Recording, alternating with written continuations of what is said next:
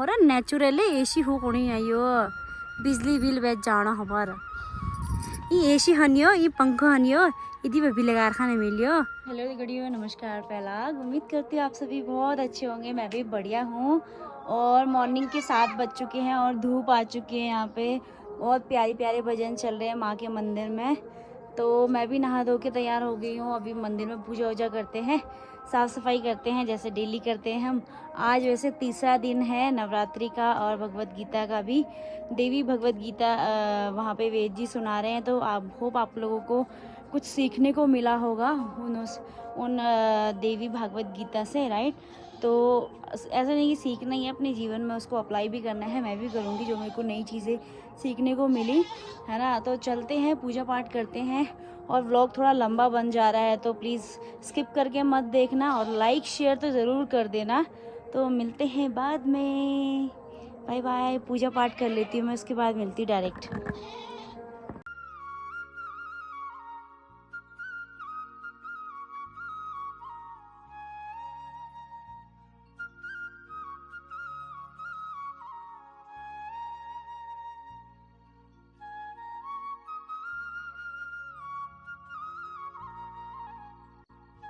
दगड़ियों आज हम महालक्ष्मी जी की कथा पढ़ेंगे, तो ध्यान से सुनना और जो भी गलती होगी मुझे क्षमा करना। तो चलो शुरू करते हैं। एक समय महिषासुर नाम का एक दैत्य हुआ। उसने समस्त राजाओं को हराकर पृथ्वी और पाताल पर अपना अधिकार जमा लिया। जब देवताओं से युद्ध करने लगा तो देवता भी उसे युद्ध में हार कर भागने लगे। भागते भागते वे भगवान विष्णु के पास पहुंचे और उस दैत्य से बचने के लिए स्तुति करने लगे। देवताओं की स्तुति करने से भगवान विष्णु और शंकर जी जब प्रसन्न हुए तब उसके शरीर में एक तेज निकला जिनसे लक्ष्मी का रूप धारण किया। इन्हीं महालक्ष्मी ने महिषासुर को युद्ध में हराकर देवताओं के कष्ट को दूर किया। तो दगड़िया अभी पूजा पाठ कर ली है मैंने और छोटी सी एक महालक्ष्मी जी की कथा भी पढ़ी। उम्मीद है आपको पसंद आई होगी। और इसके बाद हम थोड़ा सा काम वाम कर लेते हैं घर का। फिर 1:30-2 बजे से देवी भगवत गीता स्टार्ट है, तो वहाँ जाएंगे, देवी भगवत गीता को सुनेंगे अच्छे से। तगड़े देखो यहाँ पे आर्टिफिशियल बादल आ रखे हैं।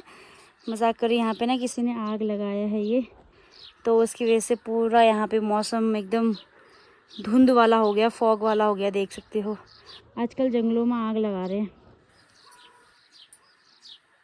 तो दगड़ियों चलते हैं मंदिर में। भगवत गीता स्टार्ट हो चुकी है, भजन वजन चल रहे हैं अभी। तो वैसे तो 1:30 बजे बुलाया था लेकिन 2:30 बज गए, थोड़ा सा लेट हो ही गया क्योंकि वीडियो एडिटिंग कर रही थी यार। इतनी मेहनत लगती है ना, कसम से बहुत मेहनत लगती है वीडियो एडिटिंग करने में। और आप उस वीडियो को ढेर सारा प्यार देना। तो मिलते हैं डायरेक्ट मंदिर में।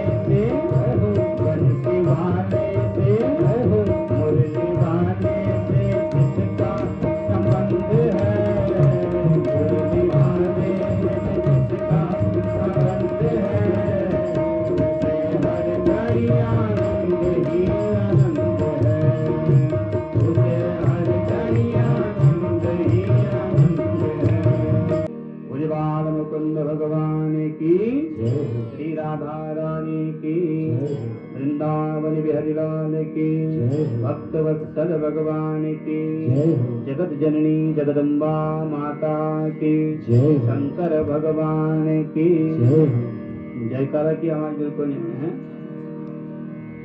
बोले जगदम्बा माता की, श्रीमद देवी भागवत महापुराण की, भक्त और भगवान की, संत और समाज की, नमः पार्वती पते हर हर हर महादेव शंभो। बड़ी अद्भुत कथा को श्रवण किया, जिसके अंतर्गत आपने तीर्थ क्या है, व्रत क्या है और जप क्या है, यह सब प्रश्न अगस्त्य ऋषि जी ने स्वामी कार्तिकेय जी से किए और अपनी धर्मपत्नी के साथ सत्संग करने के लिए गए हैं कार्तिकेय जी के पास। और बड़ा अद्भुत प्रसंग कार्तिक जी ने उन्हें श्रवण कराया और यही मंगलमयी कथा श्रीमद देवी भागवत महापुराण की 88,000 सनकादि ऋषिगण भी परम पवित्र तीर्थ नैमिषारण्यक में इस कथा को श्रवण कर रहे हैं। और हम सब लोग भी अपने जीवन को मंगलमय बनाने के लिए श्रीमद देवी भागवत महापुराण की मंगलमय कथा को श्रवण करने के लिए उपस्थित हुए हैं। आइए हम सब लोग भी अपने मन को एकाग्र करके नैमिषारण्यक ले चलें और बड़े सावधान होकर के माँ जगदम्बा के इन दिव्य चरित्रों को श्रवण करें। बोल जगदम्बा माता की।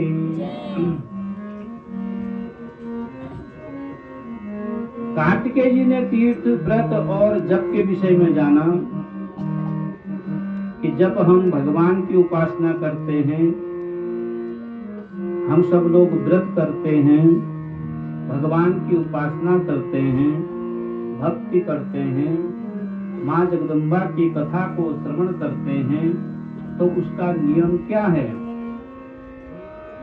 तीर्थ का क्या महत्व है, जब किस प्रकार से करना चाहिए, ये बोलना चाहिए। क्षमा सत्यम दया दानम, और किसी से क्रोध नहीं करना चाहिए। और कोई हमसे यदि क्रोध भी करें तो उसको भी क्षमा करना चाहिए।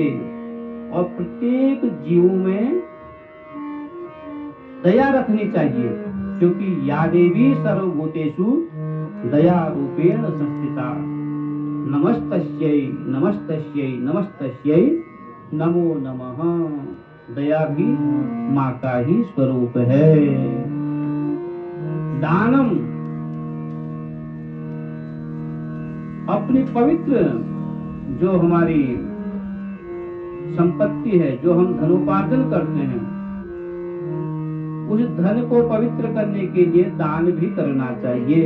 और जो 5 ज्ञानेंद्रियां हैं हमारी, और 5 कर्मेंद्रियां हैं, और एक मन है, इन इंद्रियों में संयम रखना चाहिए। जिह्वा पर भी संयम होना चाहिए, कानों पर भी संयम होना चाहिए, नाक पर नासिका पर भी संयम होना चाहिए, हाथों पर भी संयम होना चाहिए, पैरों पर भी संयम होना चाहिए। सबसे बड़ी बात है जो मन है हमारा, यह मन को नियंत्रित रखना चाहिए, क्योंकि मन एव ही मनुष्याणाम कारणम बंध मोक्षयो।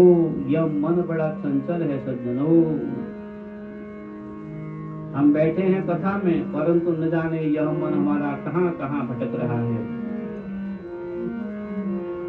इसलिए मन को वश में करने के लिए प्रातः काल स्नान आदि से निवृत्त होकर के भगवान की उपासना करनी चाहिए, भगवान का नाम का जप करना चाहिए, कीर्तन करना चाहिए।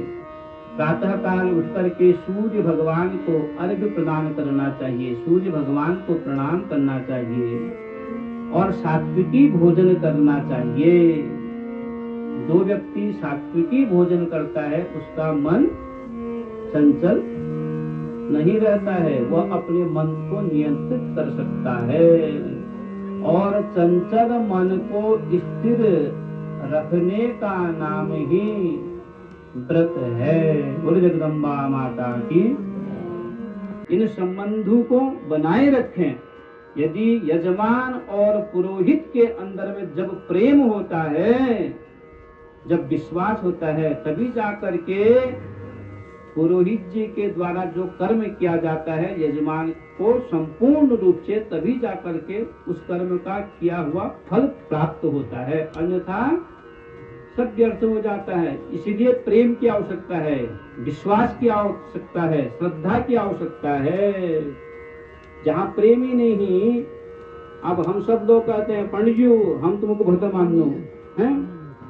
अरे पंडित जी को मानो या न मानो, लेकिन जो पंडित जी कहते हैं तो पंडित जी की बातों को स्वीकार हमको करना चाहिए, क्योंकि हमारे वो कुल गुरु हैं। कौन है? कुल गुरु।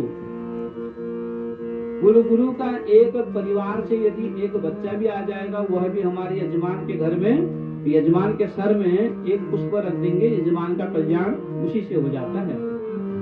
शिव मात पिता शिव बंधु सखा, शिव चरणों में कोटि कोटि प्रणाम, शिव चरणों में कोटि कोटि प्रणाम, शिव चरणों में कोटि कोटि प्रणाम, शिव चरणों में कोटि प्रणाम, शिव चरणों में कोटि कोटि प्रणाम, शिव मात पिता शिव बंधु सखा, शिव मात पिता शिव बंधु सखा, पिता शिव बंधु सखा, शिव मात पिता शिव बंधु सखा, शिव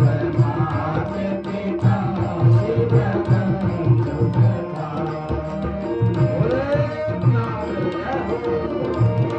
भगवान की उपासना करे तो शंकर भगवान उसे विद्यावान बना देते हैं। किसी के घर में संतान नहीं है, यदि वह संतान की प्राप्ति के लिए 1500 साठी चावलों का लिंग पूजन करें, शिवार्चन यदि अपने घर में कर ले, तो शंकर भगवान जी कुछ ही समय के बाद उसके घर में पुत्र प्रदान उसको कर देते हैं। इतनी अद्भुत कृपा है शंकर भगवान जी की सज्जनों।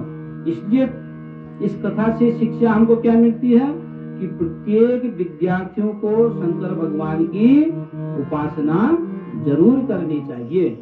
ठीक है, हमारे छोटे छोटे भाई बहन भी आए हुए यहाँ पर, तो आप लोगों के लिए बहुत अच्छी कथा है। यदि आप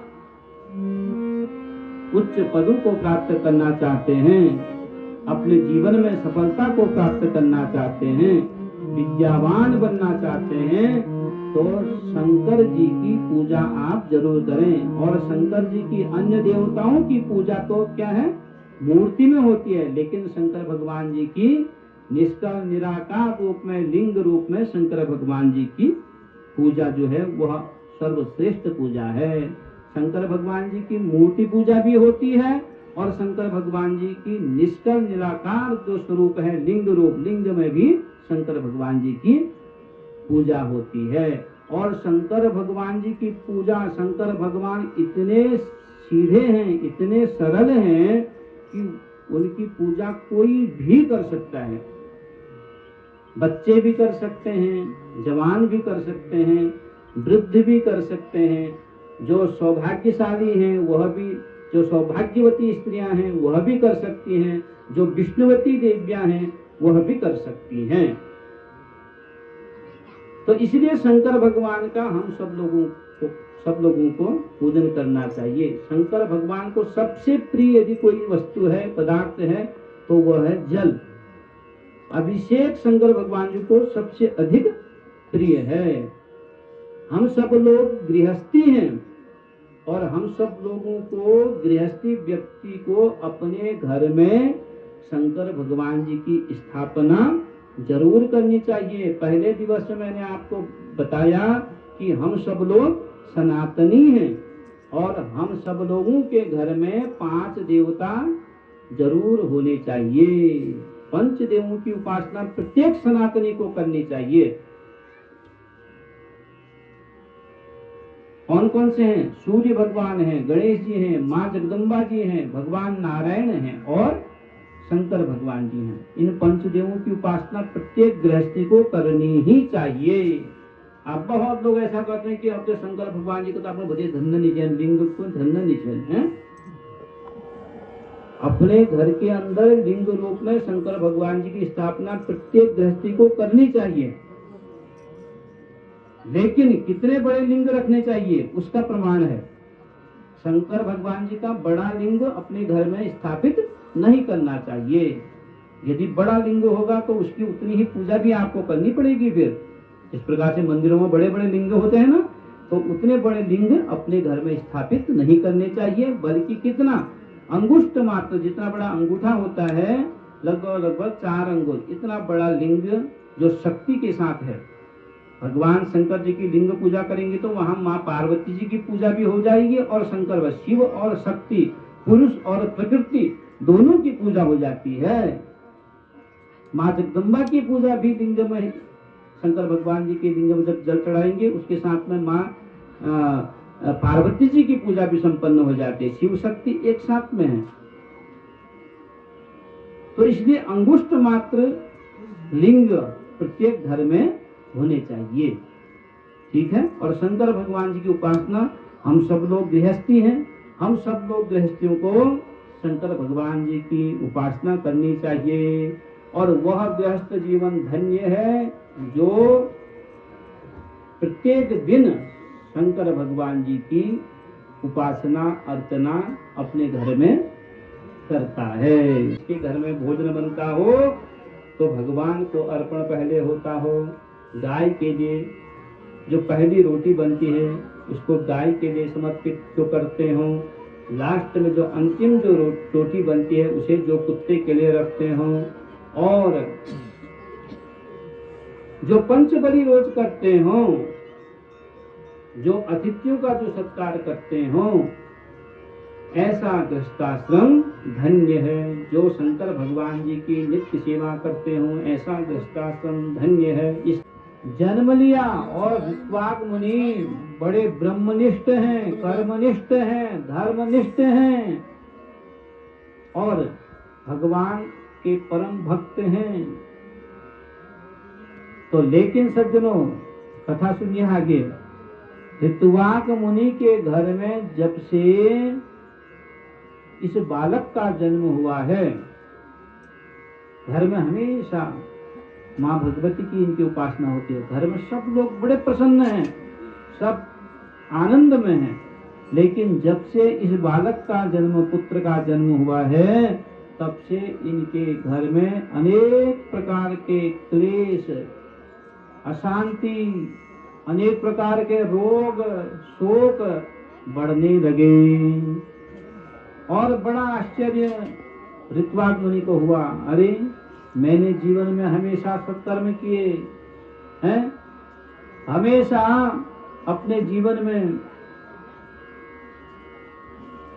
सभी की मैंने सेवा की, धर्मनिष्ठ होकर के, कर्मनिष्ठ होकर के अपने कर्मों को किया और कभी भी किसी का बुरा नहीं किया। आखिर मुझे ऐसा दुराचारी पुत्र कैसे प्राप्त हो गया? जब से मेरे घर में इस बालक का जन्म हुआ है, तब से मेरे घर में अशांति हो गई है, अशांति बढ़ गई है, अनेक प्रकार के रोग शोक मेरे घर में आ गए हैं। और ऋत्वाक जो है मन ही मन बड़े अशांत हैं, दुखी हो गए। पितृन् कुपुत्रः स्वर्याता निरये पातयत्यपि यावत् जीवेत सदा पित्रो केवलम दुःखदायकः। वास्तविकता भी यही है सज्जनों।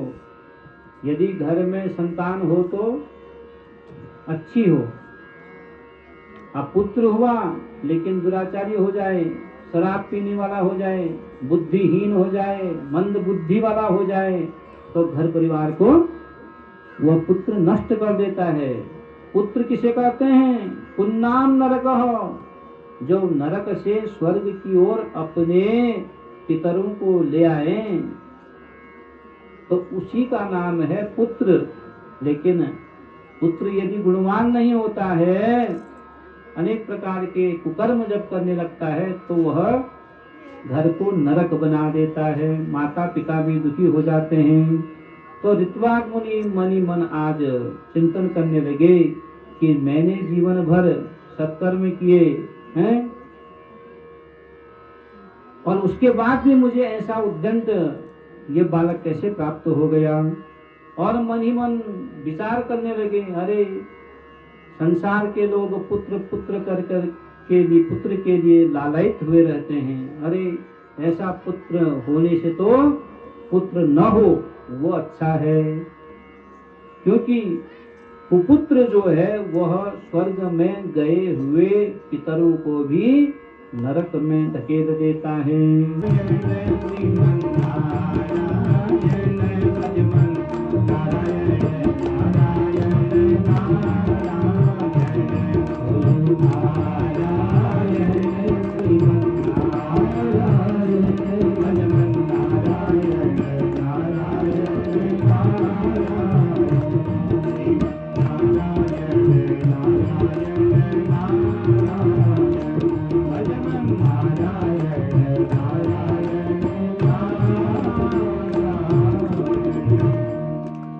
छोटी चीजों को बाद में बच्चे बिगड़ जाते हैं, फिर माता पिता को पछताना पड़ता है।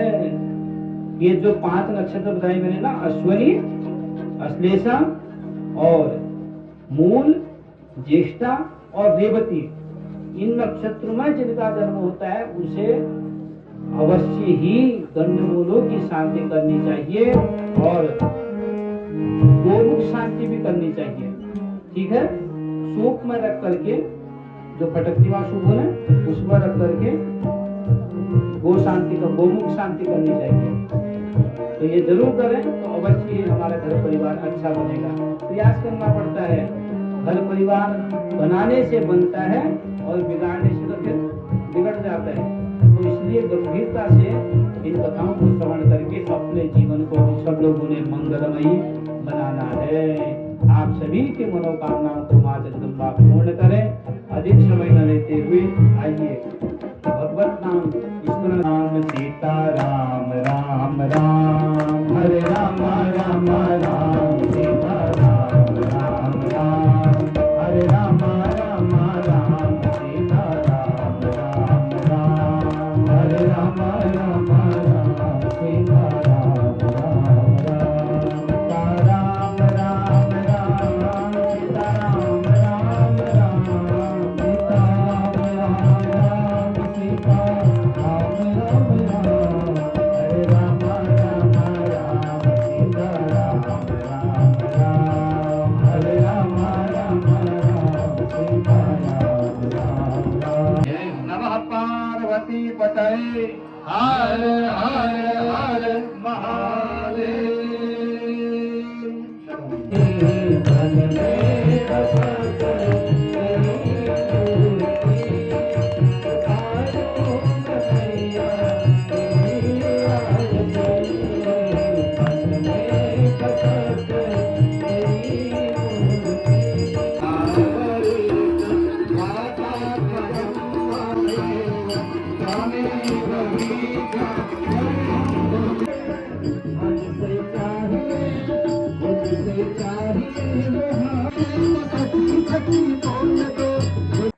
तो देखिए यश बात छू की यार एल है मैं गई घर मंदिर में और 1 घंटे बाद हमें आज ही जाना हूँ मंदिर में, क्योंकि मंदिर में छू अल्लाह सुंदर कांड और बड़ा अपने ब्लॉगर द्वारा दिखाई दियो कि सुंदर कांड हूँ की होने।